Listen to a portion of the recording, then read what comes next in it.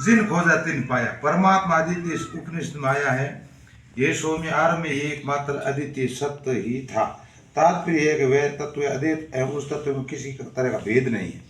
भेद तीन तरह का होता है, सौगत भेद, सहजाति भेद, विजाति भेद। जैसे एक शरीर में भी पैर अलग, हाथ अलग, पेट अलग, सिर अलग, ये सौगत भेद।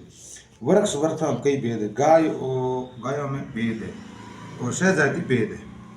और वृक्ष अलग और गाय भैंस भेड़ आदि पशु अलग, ये स्थावर और जंगम का भेद।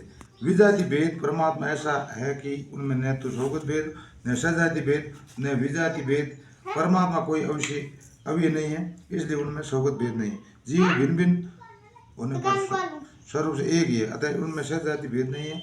उस तत्व की सत्ता है ही नहीं, इसलिए उनमें विजाति भेद नहीं है। वे परमात्मा सतरूप से एक ही है।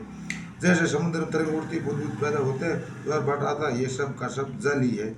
इस जल के भाप निकलते हुए भाप बादल बन जाती है, बादलों से फिर वर्षा होती है, कभी ओले कभी बरसते, कभी वर्षा जल बह करके सरोवर नदी और नाले बह जाता, नदी समुद्र मिल जाती। इस प्रकार एक ही जल कभी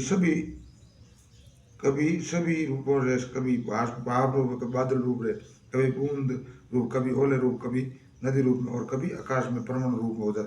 समुद्र, भाप, बादल, वर्षा, बर्फ, पानी आदि तो फर्क दिखता है, वह जल तत्व में कोई फर्क नहीं, केवल जल ही तत्व को ही देखो तो उसमें समुद्र न भाप न बूंदे न ओले है, नदी न तालाब, ये सब जल अलग अलग उपराधियों तत्व, एक जल के इसमें कुछ नहीं है।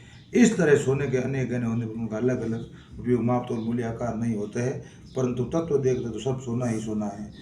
राम जी राम, राम जी राम, राम जी राम।